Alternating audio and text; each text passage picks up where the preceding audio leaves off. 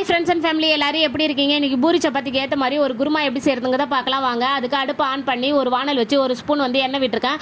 ஒரு பெரிய வெங்காயம், ஒரு பெரிய தக்காளி, ஒரு ஸ்பூன் இஞ்சி பூண்டு பேஸ்ட், இது எல்லாத்தையும் நல்லா வதக்கி மிக்ஸி ஜாருக்கு மாற்றி அரைச்சிக்கலாம். அடுப்பு அதே வானலே வச்சு ஒரு சொம்பு தண்ணி ஊற்றி 2 பெரிய உருளைக்கிழங்கு நைஸாக அரிஞ்சு போட்டிருக்கேன். அதுக்கப்புறம் ஒரு கொத்து கருவேப்பிலை, தேவையான அளவு உப்பு, கொஞ்சமாக மஞ்சள் தூள், ஒரு ஸ்பூன் கரம் மசாலா, ஒரு ஸ்பூன் மிளகாய் தூள், இது எல்லாம் போட்டு காய் நல்லா வேகணும். அரை வேக்காடு வெந்ததுக்கு அப்புறமா அரைச்சி வச்சிருக்கிற வெங்காய தக்காளி பேஸ்ட்டை போட்டுக்கலாம்.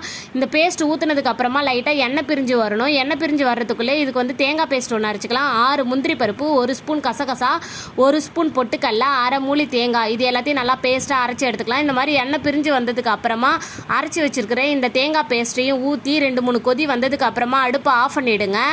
தேவையான அளவு கொத்தமல்லி இலை போட்டு அவ்வளோதான். இது எது வேணாலும் தொட்டு சாப்பிட்லாம். பூரி, சப்பாத்தி, சாதத்தோடையும் வச்சு சாப்பிட்டாலும் சூப்பராக இருக்கும்.